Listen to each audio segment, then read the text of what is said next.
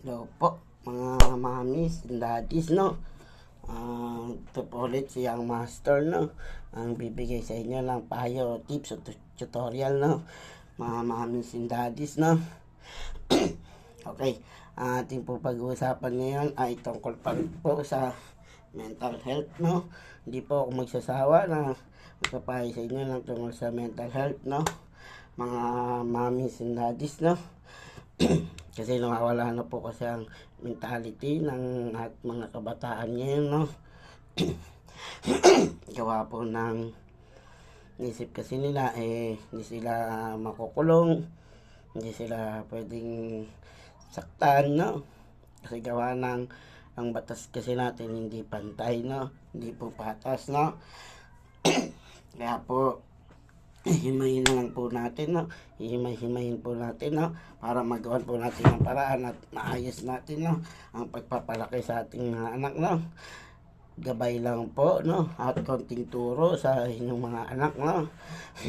Kasi itong ating tatalakayan at pag-uusapan ngayon ay medyo sensitibo, no? Hindi ko po alam kung saan eskwelahan to, no?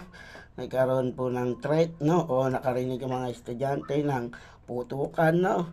Medyo naalarma sila kasi tulad nga ng mga nangyayari itong nakaraan, may mga barilan, di ba? Karoon na po ng pabiyangan mga estudyante, no? Kaya konting ingat, konting gabay po sa ating mga anak, no? Gabayan po natin, no? Hindi po yung hayaan lang po natin, no? Kasi sasabihin natin, matigas ang ulo niyan, eh. Hayaan mo na yan, matigas ang ulo niyan. Ganyan talaga yan. Hindi po yun. Isang wrong po yun, isang maling pag-uugali po yun, no? Itama mo po, ituwid mo po ang inyong mga anak, no? Mamis and daddies, no? Ituwid mo, turuan mo ng maayos, no? Kung maaari, no? Disiplinahin mo ng mabuti, no? At yung kukorek ko lang po, yung sinasabi po ng doktor, no? Ako, doktor ba yun? Na pag ang bata po ay pinalo, no? Magre-rebelde.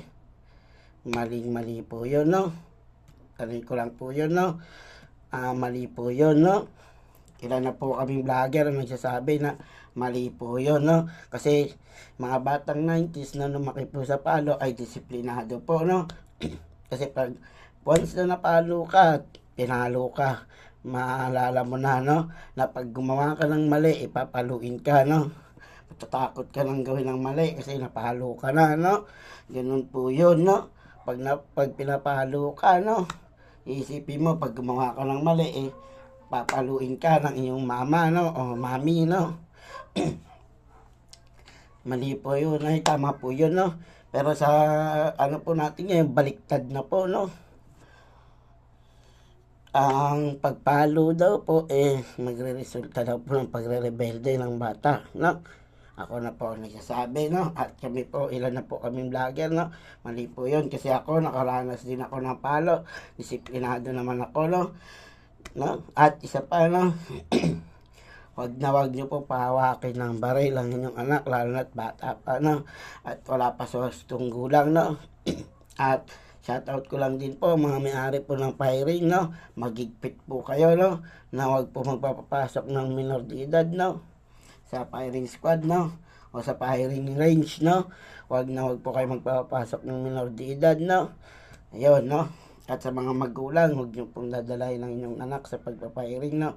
Kasi nakikita nila yan, no? Iniisip nila, normal lang pala kasi, nakikita nila, di ba? Mga mommies and daddies, no? Inuulit ko, huwag nyo pong dadalhin sa pagpapiring ninyo ang inyong anak, no? Kasi yung sa Tacloban po, yung pulis, na pamangkin niya daw yon yung namaril, no? Nakikita niya pala sa tita niya, sinasama pala siya, no? Sinasama pala ng tita yung pamangkin niya, no? Although police nga yung tita, no? Sinasama niya pala yung pamangkin niya, no? Sa pagpapiring, no? At pinagtitesting niya pa umawak ng baril, no? Imbis na ilayo mo po yung pamangkin mo sa baril o firearms, no? Kasi siyempre natuto na yan, no? Isipin niya, try ko kaya sa mga kaklase ko, di ba? Yun ang naisip niya. Although sabihin na natin na binubuli siya, Siyempre, maiisip niya na yun. Try ko kaya sa mga kaklase ko, no? Kung ano kayang experience, no? Kasi binubuli nila ako eh. Subukan ko na kaya to, baka umubra, di ba? Doon po papasok sa mentality ng ating mga anak o pamangkin, no? Yung ganong senaryo, no? Kaya po, tinatawagan ko po ang mga may-ari po ng range, no? Na magigpit po kayo, huwag po kayo magpapasok ng minor de edad, kahit po pamangkin o anak pa po ng kung sino man yung hepe o mayor, no? Wag nyo pong papasukin kasi unang-una yung nangyari po sa Tacloban, di ba? Sinasama ng tita yung pamangkin, yung namaril sa Tacloban, di ba? At ayun na nga, ano, mga mommies and daddies, no? At sana may natutunan po kayo sa ating pinag-usapan ngayon, no? Isang magandang araw po sa inyo lahat at mag-iingat po kayo. Bye-bye!